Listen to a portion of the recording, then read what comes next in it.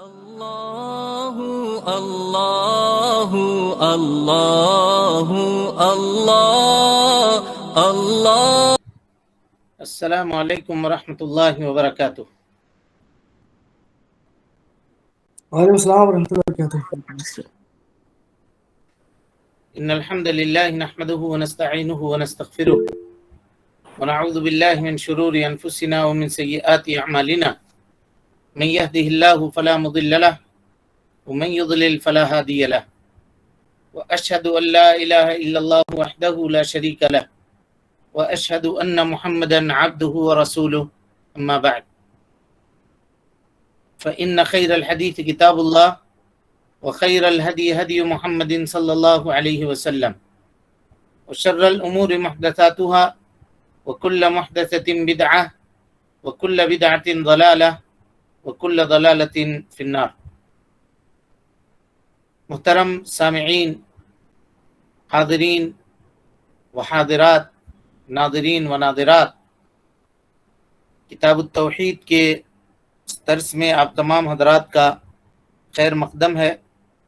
اللہ رب العالمین ہمیں اور آپ کو علم دین سیکھنے اور اس کے مطابق عمل کرنے، اس کی دعوت عام کرنے اور اس راستے میں آنے والی مصیبتوں کے اوپر اللہ رب العالمین صبر کرنے کی توفیق عطا فرمائے، اور ہم سب کا مل بیٹھنا اللہ رب العالمین میمون و مبارک فرمائے. محترم حاضرین و حاضرات، کل کے درس میں آپ کے سامنے اللہ رب العالمین کے علاوہ غیر اللہ سے پناہ طلب کرنے کے تعلق سے گفتگو کی گئی تھی، اور اس باب کو مکمل کیا گیا تھا جو تقریباً باب نمبر 14 تھا. آج انشاءاللہ باب نمبر 15 بے اختیار مخلوق کو پکارنا، اس کے تعلق سے گفتگو آپ کے سامنے ہوگی. چلیے کوئی کتاب پڑھیے. بسم اللہ. الحمد لله وحده والصلاة والسلام على من لا نبي بعد أما بعد فأعوذ بالله من الشيطان الرجيم بسم الله الرحمن الرحيم.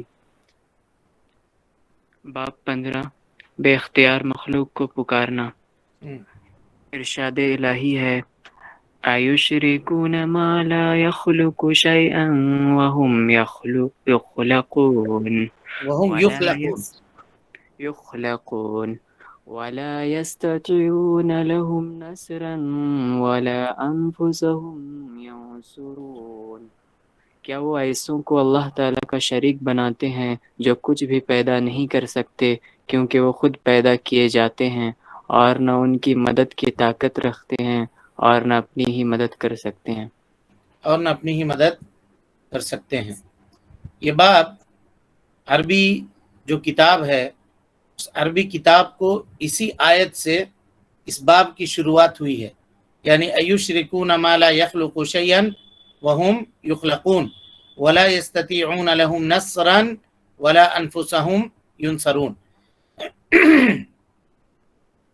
شیخ الاسلام محمد بن عبد الوہاب رحمۃ اللہ علیہ نے اس باب کو قائم کیا. یہ آپ کی فقاہت کے اوپر دلالت کرتی ہے، اس باب کا قائم کرنا، کہ جب اس سے قبل شیخ الاسلام محمد بن عبد الوہاب نے ادلہ کے ذریعے ان ابواب کے اندر شرک کو ثابت کیا اور شرک کی نفی فرمائی، تو اس کے بعد ان تمام ابواب کا خلاصہ، یعنی غیر اللہ کی نظر و نیاز، اس غیر اللہ کے لیے ذبح کرنا، غیر اللہ سے استعاذہ کرنا، استغاثہ کرنا، استعانت کرنا، یہ جتنی باتیں تھیں ان تمام باتوں کا خلاصہ شیخ الاسلام محمد بن عبد الوہاب رحمۃ اللہ علیہ اور اس باب کے اندر بیان فرمائیں گے.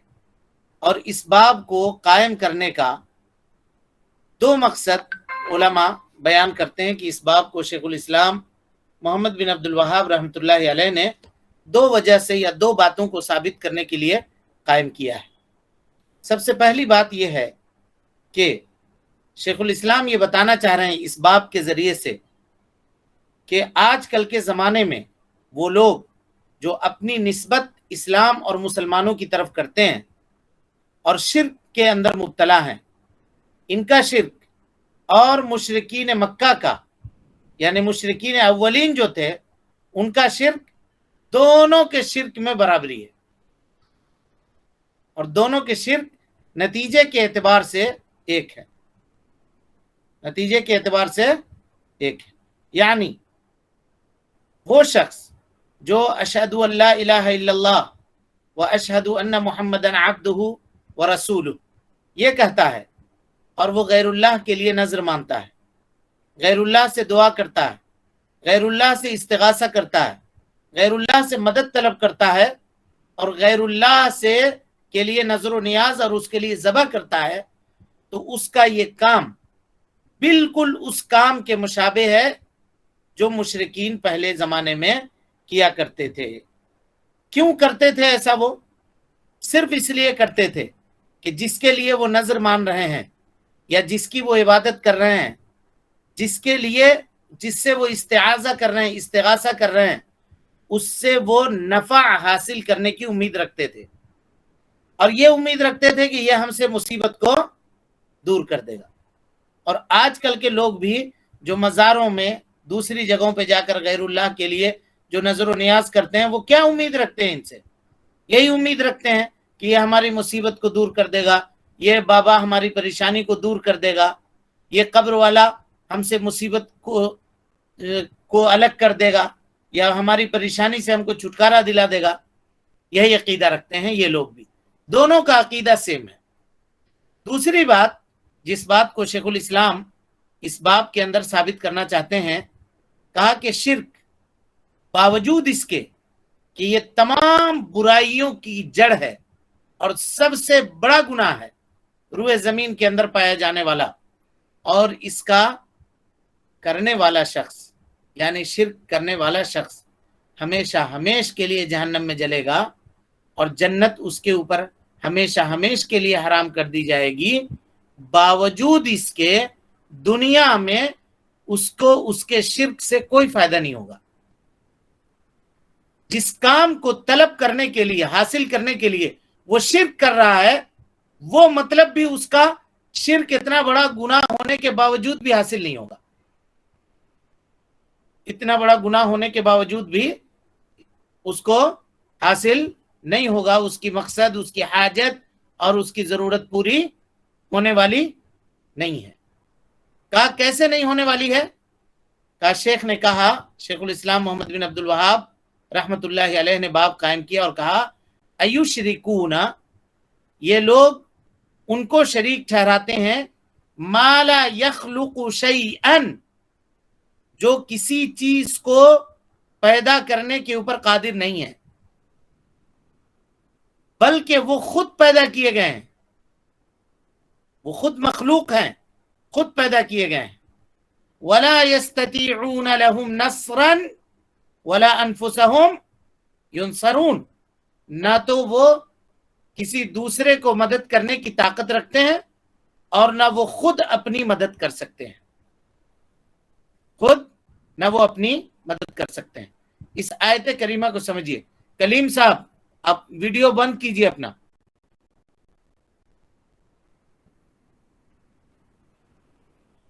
آیت کریمہ میں اللہ رب العالمین نے کہا کہ اللہ کے علاوہ یہ لوگ جن کو بھی پکارتے ہیں، یہ کوئی چیز پیدا انہوں نے نہیں کیا ہے، وہ خود پیدا کیے گئے ہیں. یعنی یہ خالق نہیں ہے، مخلوق ہے. ایک چیز ثابت کیا. اور دوسری بات یہ ثابت کی، یہ اللہ رب العالمین نے اس آیت کریمہ کے اندر بیان فرمایا کہ وہ لوگ کسی کے مدد کرنے کے اوپر بھی قادر نہیں ہے اور نہ وہ خود اپنی مدد کر سکتے ہیں. اب غور کیجئے، کوئی بھی شخص جو عقل رکھتا ہو، اگر وہ اس آیت کریمہ کو پڑھے گا تو اس کے دل میں یہ بات آئے گی یا نہیں آئے گی کہ جو چیز کسی چیز کا مالک نہیں ہے وہ ہم کو کیا دے گا؟ ہم جس کو پکار رہے ہیں وہ خالق نہیں ہے، کسی چیز کا مالک نہیں ہے، کسی کو پیدا کرنے والا نہیں ہے، اس کو اتنا اختیار نہیں ہے کہ وہ کسی چیز کو پیدا کر سکے. اور جب وہ پیدا نہیں کر سکتا ہے، اس کو اختیار نہیں ہے، تو وہ ہم کو دینے کے اوپر قادر کیسے ہوگا؟ غور کیجیے. اور اس سے یہ بھی پتا چلا کہ رب ہونے کے لیے جی خالق ہونا بہت ضروری ہے. رب ہونے کے لیے خالق ہونا بہت ضروری ہے.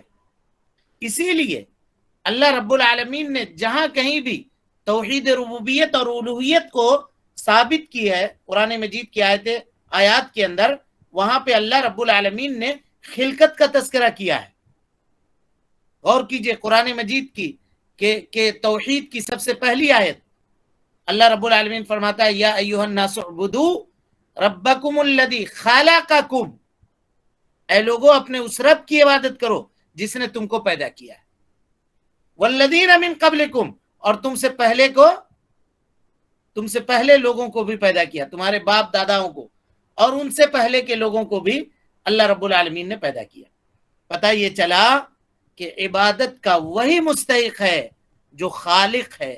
مخلوق عاجز ہوتا ہے، مخلوق ضعیف ہوتا ہے، مخلوق محتاج ہوتا ہے، وہ عبادت کا مستحق نہیں ہو سکتا. سمجھ میں آ گئی بات؟ جی. جو خالق ہوگا وہ عبادت کے لائق ہوگا، جو مخلوق ہوگا وہ ضعیف ہوگا، کمزور ہوگا، اور کمزور اور ضعیف کی عبادت نہیں کی جاتی ہے. کمزور اور ضعیف کی عبادت جب آپ کیجئے گا تو وہ آپ کی ضرورتوں کو پوری کرنے کے اوپر قدرت نہیں رکھے گا، اور اوپر سے شرک کا گناہ جو آپ کے اوپر لگے گا وہ الگ ہے. اس کے بعد اللہ رب العالمین نے کہا کہ لا یملکون لہم نفعا، وہ لوگ نفع پہنچانے کے اوپر بھی قادر نہیں ہے اور نہ اپنے سے مصیبت کو دور کرنے کے اوپر قادر ہے. اپنے لیے نفع نہیں کر سکتے. یعنی اگر کوئی آدمی نفع کا مالک ہو تو سب سے پہلے وہ اپنے آپ کو نفع پہنچائے گا یا آپ کو پہنچائے گا؟ اپنے آپ کو پہنچائے گا. وہ اپنے آپ کو نفع پہنچانے کے اوپر بھی قادر نہیں ہے تو وہ دوسرے کو نفع کیا پہنچائے گا؟ دوسرے کو نفع کیا پہنچائے گا؟ اس سے یہ پتا چلا کہ اللہ کے علاوہ جن جن چیزوں کو یہ لوگ پکارتے ہیں وہ سب کے سب مخلوقات ہیں، اور جب مخلوق ہیں تو وہ مدد کرنے کے اوپر قادر نہیں ہے، بلکہ وہ خود مدد کیے جاتے ہیں، اور وہ اپنے نفس کے لیے، اپنی جان کے لیے بھی نفع اور نقصان کے مالک نہیں ہے. جب اپنے لیے وہ نفع اور نقصان کے مالک نہیں ہے تو وہ آپ کو نفع اور نقصان کیا دے سکتے ہیں؟ لہذا شیخ الاسلام یہ بتانا چاہ رہے ہیں کہ اے وہ لوگوں جو غیر اللہ کے لیے نظر و نیاز مانتے ہو، یا اے وہ لوگوں جو غیر اللہ سے مدد طلب کرتے ہو، جو غیر اللہ سے تبرک حاصل کرتے ہو، کسی درخت سے، کسی پتھر سے، ندی اور نالے سے، اور یہ سارے کام تم انجام دیتے ہو، یہ چاہے جتنے بڑے کیوں نہ ہوں، جتنے بڑی ولی بزرگ کیوں نہ ہوں، یہ سب کے سب بڑا ہونے کے باوجود بھی کسی چیز کے اوپر قادر نہیں ہے. اسی کو اللہ رب العالمین نے فرمایا ایشرکون ما لا یخلق شیئا وهم یخلقون ولا یستطیعون لهم نصرا. اگر وہ لوگ یہ کہیں کہ چلو یہ ہم کو کچھ دینے کے اوپر قادر نہیں ہے، کم سے کم ہماری مدد کر دیں گے، ہماری بات اللہ رب العالمین تک لے جا کے پہنچا دیں گے، اس پر تو قادر ہیں. اللہ تعالیٰ نے کہا نہیں، لا یستطیعون لهم نصرا ولا انفسهم ینصرون. یہ لوگ اپنے آپ کو فائدہ دینے کے اوپر قادر نہیں ہے تو یہ تم کو کیا فائدہ دیں گے؟ چلیے یہ مناسبت ہوئی جو اس باب کی شیخ الاسلام رحمۃ اللہ علیہ نے اس باب کو کیوں قائم کیا ہے. پڑھیے. نیز ارشاد ہے والذین تدعون من دونه ما يملكون من قطمیر ان تدعوهم لا يسمعوا دعاءكم ولو سمعوا ما استجابوا لكم ويوم القيامة يكفرون بشرككم ولا ينبئك مثل خبير. اور اللہ کو چھوڑ کر جن کو تم پکارتے ہو وہ ایک کھجور کی گٹھلی کے چھلکے کے برابر بھی مالک نہیں ہے. تم اگر ان کو پکارو تو وہ تمہاری پکار نہیں سنتے، اور اگر سن بھی لیں تو تمہیں کوئی جواب نہیں دے سکتے، اور بروز قیامت وہ تمہارے شرک کا انکار کر دیں گے، اور اللہ خبیر کی طرح تمہیں کوئی خبر نہیں دے سکتا۔ اللہ اکبر۔ اس آیت کریمہ کے اوپر غور کیجئے۔ اللہ تعالیٰ فرماتا ہے والذین تدعون من دونہ، یہ لوگ جو اللہ کے علاوہ دوسروں کو پکارتے ہیں، دونہی میں سارے معبودان باطلہ داخل ہیں جن کی اللہ رب العالمین کے علاوہ عبادت کی جاتی ہے، سب کے سب، چاہے کوئی بھی ہو، ولی ہو، پیر ہو، بزرگ ہو، درخت ہو، شجر ہو، حجر ہو، کچھ بھی ہو، وہ سب کے سب داخل ہیں۔ والذین تدعون من دونہ ما یملکون من قطمیر، ما یملکون من قطمیر یعنی لا یملکون شیئا، کسی چیز کے مالک نہیں ہے۔ یہاں قطمیر اللہ رب العالمین نے ذکر کیا، لیکن مراد کیا ہے؟ لفظ من اس سے پہلے جو تذکرہ کیا، قطمیر کے بھی مالک نہیں ہے، یعنی کسی چیز کے مالک نہیں ہے۔ غور کیجئے قرآن میں، اور قطمیر کہتے ہیں، قرآن مجید کی اس آیت کے اوپر غور کیجئے، قطمیر کہتے ہیں کھجور کے گٹھلی کے اوپر، جب کھجور کو آپ کھولیے گا اس طرح سے اس کے گودے کو، تو اس کے گٹھلی کے اوپر ایک سفید جھلی ہوتی ہے، سفید جھلی چادر کی طرح ہوتی ہے جو اس گٹھلی کے میں لپٹی ہوئی ہوتی ہے۔ اللہ رب العالمین نے کہا کہ اس کے بھی قادر نہیں ہیں لوگ۔ ایک کھجور تو دور کی بات، گٹھلی تو دور کی بات، جبکہ گٹھلی بھی کوئی کام کا نہیں ہے، اس کو بھی نہیں بنا سکتے، اور یہ لوگ اس قطمیر کے بھی مالک نہیں، کسی بھی چیز کے مالک نہیں ہے۔ اور من کلمہ عام ہے، نفی کے سیاق میں بیان ہو رہا ہے، اس کا مطلب یہ ہوا کہ کسی چیز کے مالک نہیں ہے۔ اب آپ غور کیجئے، جو شخص اللہ کے علاوہ دوسرے کو پکار رہا ہے وہ کسی چیز کا مالک ہوگا تب نہ دے گا جی، بولیے۔ جی، جب وہ مالک ہی نہیں ہے کسی چیز کا، کوئی اختیار ہی نہیں ہے اس کے پاس، تو وہ دے سکتا ہے؟ ہرگز نہیں۔ ہرگز نہیں دے سکتا، کسی قیمت پہ نہیں دے سکتا۔ وہی اللہ رب العالمین انسانی عقل کو اپیل کر رہا ہے کہ جو آدمی کھجور کے گٹھلی کے اوپر پائے جانے والے اس پتلے سے چھلکے اور کا بھی مالک نہیں ہے، اور اس کے ایک ٹکڑے کا بھی مالک نہیں ہے، تو وہ تم کو کیا دے گا؟ اس کے لیے نظر و نیاز کرتے ہو، اس کے قبر سے جا کر کے چمٹے رہتے ہو، اس سے اپنی فریاد کرتے ہو، اس سے استغاثہ، استعاذہ اور استعانہ کرتے ہو، جو کسی چیز کا مالک نہیں ہے، وہ تم کو کیا دے گا؟ کچھ بھی دینے کے اوپر قادر نہیں ہے۔ اور تمہارا یہ مانگنا، اس کے قبر سے جا کر کے چمٹنا، یہ شرک ہے، کیونکہ اللہ رب العالمین کہتا ہے وَيَوْمَ الْقِيَامَةِ يَكْفُرُونَ بِشِرْكِكُمْ، قیامت کے دن تمہارے یہی معبودان باطلہ تمہارے کیے جانے والے ان شرک کا انکار کر دیں گے، کہہ دیں گے ہم کو کوئی پتہ نہیں ہے یہ لوگ کیا کرتے تھے۔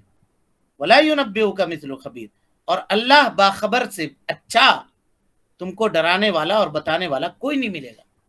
لہذا اللہ رب العالمین اپنے آیتوں کے ذریعے ہے لوگوں تمہیں خبردار کر رہا ہے، لہذا تم اس کے توحید کی طرف پلٹ آؤ اور اس کے شرک کی تمام قسموں کو چھوڑ دو، ترک کرو اور توبہ کرو۔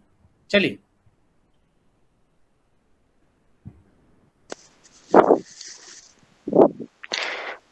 اور حضرت انس رضی اللہ عنہ سے مروی ہے کہ سجن نبی صلی اللہ علیہ وسلم یوم احد وکسرت رباعیته فقال كيف يفلح قوم سجوا نبيهم فنزلت ليس لك من الامر شيء، صحیح بخاری۔ حضرت صلی اللہ علیہ وسلم عزوہ احد میں زخمی ہو گئے اور آپ صلی اللہ علیہ وسلم کے سامنے کے 2 دانت شہید کر دیے گئے، جس پر آپ صلی اللہ علیہ وسلم نے فرمایا ایسی قوم کیسے کامیاب ہو سکتی ہے جس نے اپنے نبی کو زخمی کر دیا ہے؟ تو اس پر یہ آیت نازل ہوئی لیس لک من الامر، اے پیغمبر اس معاملے میں آپ کو کچھ بھی اختیار نہیں۔ اور ابن عمر رضی اللہ عنہ سے روایت ہے کہ انہوں نے رسول صلی اللہ علیہ وسلم کو سنا، آپ صلی اللہ علیہ وسلم نے فجر کی نماز کے آخری رکعت میں جب بس وہاں سے وہ آگے دوسری بات، پہلے اس کی تشریح سن لیجئے۔ صحیح کی روایت ہے، یعنی بخاری کی، امام بخاری رحمۃ اللہ علیہ نے اس واقعے کو تعلیقاً ذکر کیا ہے، اور امام مسلم رحمۃ اللہ علیہ نے سند کے ساتھ ذکر کیا ہے۔ کہتے ہیں حضرت انس رضی اللہ تعالی عنہ سے مروی ہے کہ شج النبی صلی اللہ علیہ وسلم فی یوم احد، اللہ کے نبی صلی اللہ علیہ وسلم کے سر مبارک کو زخم لگا میدان احد میں، یعنی آپ صلی اللہ علیہ وسلم کا سر مبارک زخمی ہوا میدان احد میں۔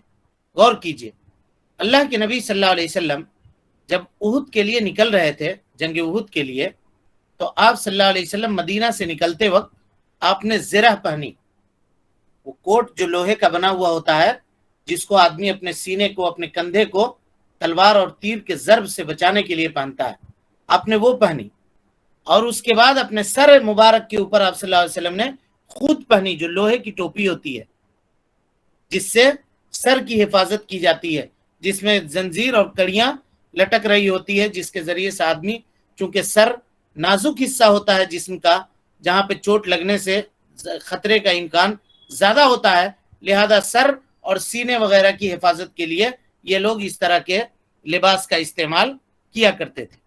تو نبی صلی اللہ علیہ وسلم جنگ میں نکلنے سے پہلے اس لباس کو پہن کر کے آپ صلی اللہ علیہ وسلم نکلے، باوجود اس کے لوہے کی ٹوپی آپ صلی اللہ علیہ وسلم کی ٹوٹ گئی، اور اس کی کڑیاں نبی صلی اللہ علیہ وسلم کے پیشانی مبارک کے اوپر دھس گئیں، آپ کے پیشانی مبارک کو زخم لگا۔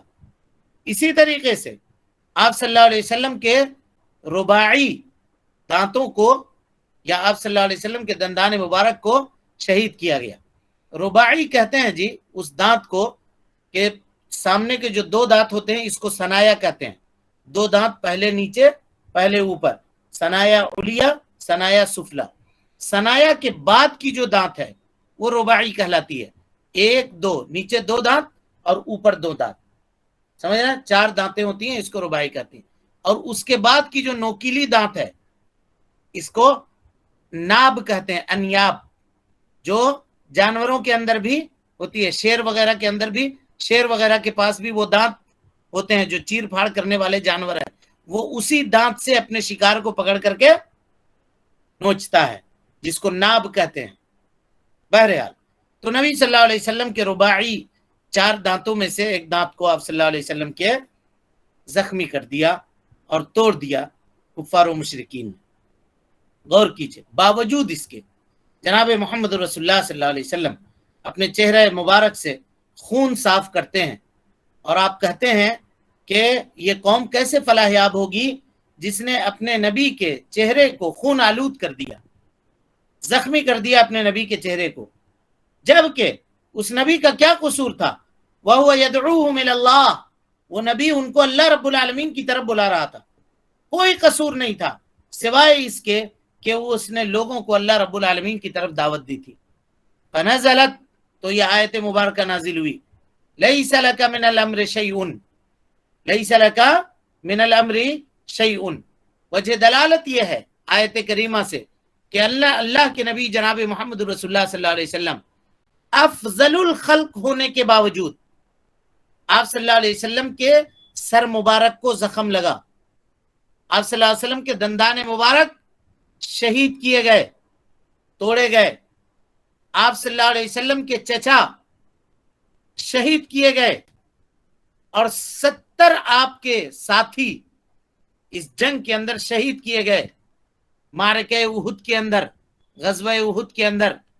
یہ چیز اس بات کے اوپر دلالت کرتی ہے کہ اللہ کے نبی جناب محمد رسول اللہ صلی اللہ علیہ وسلم غیب جاننے والے نہیں تھے، اور اس بات کے اوپر بھی دلالت کرتی ہے یہ واقعہ اس بات کے اوپر بھی دلالت کرتا ہے کہ اللہ کے نبی جناب محمد رسول اللہ صلی اللہ علیہ وسلم باوجود اس کے کہ وہ نبی تھے، باوجود اس کے کہ آپ صلی اللہ علیہ وسلم کے دست مبارک پر اللہ رب العالمین نے بہت سارے معجزات کو ظاہر کیا، اس کے باوجود بھی نبی صلی اللہ علیہ وسلم اپنے لیے کسی نفع اور کسی نقصان کا یا اپنے کو کسی نفع پہنچانے کا یا اپنے سے کسی نقصان کو دور کرنے کی صلاحیت اللہ کے نبی جناب محمد رسول اللہ صلی اللہ علیہ وسلم نہیں رکھتے تھے. یہ بات ثابت ہوئی یا نہیں ہوئی؟ جی جی نہ تو اپنے لیے نہ دوسرے کے لیے. حبیب مصطفیٰ جناب محمد رسول اللہ صلی اللہ علیہ وسلم اپنے سر مبارک سے زخم کو دور کرنے کے اوپر قادر نہیں ہوئے، اپنے چچا کو بچانے کے اوپر قادر نہیں ہوئے غزوہ احد میں، اور آپ کو پتا بھی نہیں تھا کہ آگے میرے ساتھ کیا ہونے والا ہے. نہیں جاتے آپ؟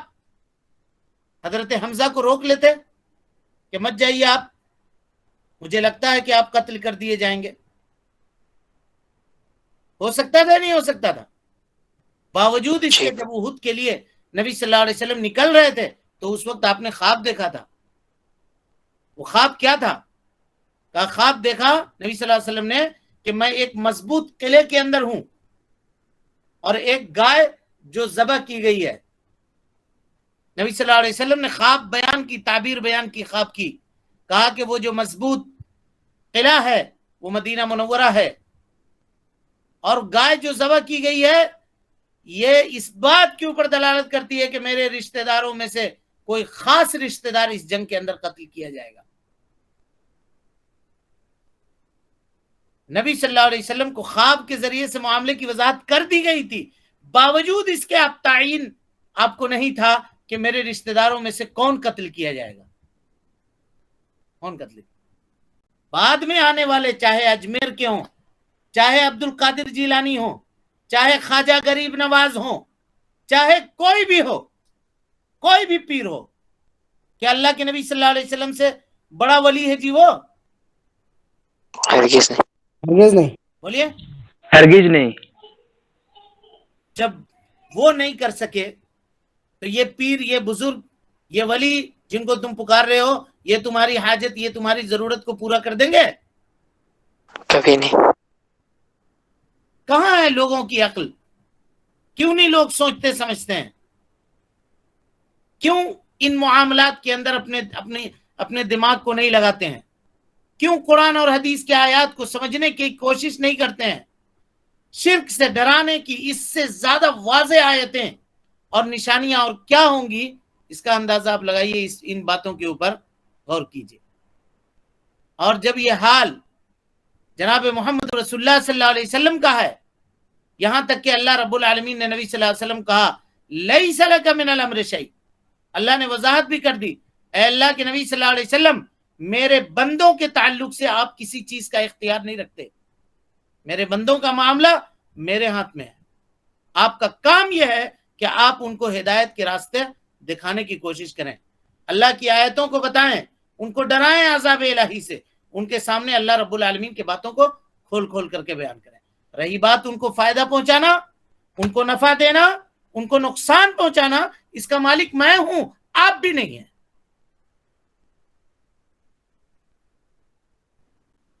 سمجھ میں آ رہی بات جی؟ جی جی. اور جب جناب محمد رسول اللہ صلی اللہ علیہ وسلم نہیں ہے نفع کے مالک، نقصان کے مالک، پریشانی کو دور کرنے کے مالک، مصیبت کو ٹالنے کے مالک، تو جو کوئی بھی آنے والا ہوگا قیامت کی صبح تک وہ جناب محمد رسول اللہ صلی اللہ علیہ وسلم سے قریب تک ہونے کا بھی دعویٰ نہیں کر سکتا ہے. وہ ان سے کئی گنا نیچے ہوگا. آپ کے کسی صحابی کے مقابلہ نہیں کر سکتا ہے وہ فضیلت کے اندر، تو نبی صلی اللہ علیہ وسلم کا مقابلہ کرنا تو دور کی بات. اس سے کیوں امید رکھ رہے ہو؟ اس سے پھر اتنی بڑی امیدیں کیوں وابستہ رکھتے ہیں لوگ؟ باب اولا ہے، بدرجہ اولا وہ کسی چیز کو پورا کرنے کے اوپر قادر نہیں ہے. سمجھ میں آ رہی بات؟ اور جب اللہ کے نبی جناب محمد رسول اللہ صلی اللہ علیہ وسلم غیب نہیں جانتے ہیں اور وہ نفع اپنے لیے نہیں لا سکتے، نقصان کو اپنے سے دور نہیں کر سکتے، تو اللہ کے نبی صلی اللہ علیہ وسلم کے علاوہ جو دوسرا کوئی بھی ہو وہ نہیں کر سکتا. کبھی کبھی کوئی پیر ہے لا حول ولا قوت، بے نمازی ہے، نماز تک نہیں پڑھتا، اس کے پاس یہ لوگ جاتے ہیں، اس کے ہاتھ کو بوسہ دیتے ہیں، چومتے ہیں، दुनिया के अंदर इससे बड़ी जलालत और गुमराही जो दीन के नाम पे लोग इजाद कर रहे हैं और कर रहे हैं, इससे बड़ी बात और क्या पाई जा सकती है। जब मोमिन अल्लाह के नबी सल्लल्लाहु अलैहि वसल्लम की जिंदगी के इन हालात को सुनता है और वो जानता है, जब इसको पढ़ता है और इसके ऊपर गौर व फिक्र करता है, तो उसके सामने ये बात रोज़े रोशन की तरह आया हो जाती है कि मखलूक चाहे कितना बड़ा मखलूक क्यों ना हो, उसकी सलाहियतें लिमिटेड हैं, उसका दायरा कार महदूद है, उसकी पोर्टफोलियो, उसका टेबल जिस पे वो काम करता है वो महदूद है। और अल्लाह रब्बुल आलमीन का फजल, उसका कोई हद नहीं है। उसके सुनने की सलाहियत, उसके देखने की सलाहियत, उसकी जरूरत को पूरा करने की सलाहियत मुस्तकिल है। उसका मुकाबला कोई नहीं कर सकता, उसकी बराबरी कोई नहीं कर सकता। वो खालिक है, बाकी सब के सब जितने हैं वो सब के सब मखलूक हैं, सब के सब मखलूक हैं। अब कोई आदमी कैसे गैरुल्लाह को मदद के लिए पुकारता है, अल्लाह के अलावा दूसरे को कैसे मदद के लिए पुकारता है। काजी इयाज रहमतुल्लाह अलैह ने जब इस किस्से को जिक्र किया, इमाम नववी रहमतुल्लाह अलैह से इस हदीस को नकल करते हुए लिखते हैं कि हिकमत क्या थी जी अंबिया किराम अलैहिमुस्सलातु वस्सलाम को इन मुसीबतों से, इस परेशानियों से जो गुजारा गया, उसकी हिकमत क्या थी। कहा जितने अंबिया हैं अल्लाह रब्बुल आलमीन के रास्ते में दुख, तकलीफ, मुसीबत झेलते रहे, वो परेशानी उनसे आती रही। क्यों? लियअलम, गौर कीजिएगा इस जुमले के ऊपर जो काजी इयाज का जुमला है, का इसलिए कि दुनिया वाले जान ले अन्नहुम बशर, वो इंसान है, उनके ऊपर दुनिया की जो मुसीबतें हैं वो नाफिज होती हैं।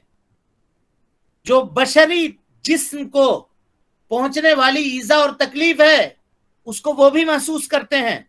कोई ऐसा नहीं कि वो नबी हैं तो स्पेशल हैं, बशर हैं। जो इंसानों को जो मुसीबतें, जो दुख, जो तकलीफें लाहक होती हैं उसको वो भी महसूस करते हैं।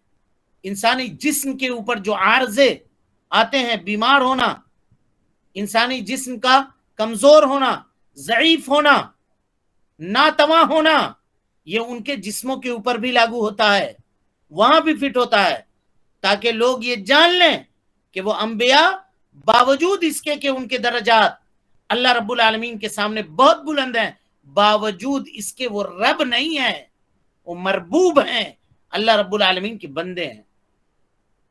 चाहे वो कितने बड़े नबी हों और कितने मुअज्जिज़ात का ज़ुहूर उनसे हुआ हो, उनके हाथों के ऊपर, उनके कौम के सामने कितने बड़े बड़े मुअज्जिज़ात क्यों न सादिर हुए हों। हजरत ईसा अलैहिस्सलातु वस्सलाम ने मुर्दा को जिंदा किया है, नहीं किया, बावजूद इसके वो ज़ईफ हैं, कमजोर हैं, उनको वो चीजें लाहक होती हैं जो चीजें एक इंसान को लाहक होती हैं, जो इंसानी जिस्म को लाहक होती हैं, ताकि लोगों को ये पता चल जाए, ताकि लोग ये जान लें कि वो भी मखलूक हैं, खालिक नहीं हैं, वो अल्लाह रब्बुल आलमीन के बंदे हैं। तो वो अल्लाह के बंदे हैं, रसूल हैं, उनकी रसालत के ऊपर ईमान लाया जाए, उनके खबरों की तस्दीक की जाए। वो इंसान है, उनकी इबादत न की जाए। ये बताने के लिए अल्लाह रब्बुल आलमीन ने अंबिया अलैहिस्सलातु वस्सलाम को मुसीबतों से और परेशानी से गुजारा। अब उसके बाद इंशाअल्लाह चंद कुछ बातें और इसकी बाकी रह गई हैं जो कल के दर्स में इंशाअल्लाह आपके सामने बयान की जाएंगी। अल्लाह रब्बुल आलमीन से दुआ है अल्लाह ताला हमें और आपको हुस्न अमल की तौफीक दे। रब्बुल आलमीन हमारी इस्लाह फरमाए, हमारी नेकियों को कबूल करे, सय्यात से दरगुजर फरमाए, जब तक जिंदा रखे दीन इस्लाम पे जिंदा रखे, और जब उठाए ईमान पे उठाए। आमीन। अक़ूलु क़ौली हाज़ा व अस्तग़फ़िरुल्लाह ली व लकुम व लिसाइरिल मुस्लिमीन मिन कुल्लि ज़ंबिन व ख़तीअतिन फ़स्तग़फ़िरूहु इन्नहु कान लिल अव्वाबीन गफ़ूरा। अस्सलामु अलैकुम व रहमतुल्लाहि व बरकातुहू। अल्लाहु अल्लाहु अल्लाहु अल्लाह अल्लाहु अल्लाहु अल्लाहु अल्लाह अल्लाह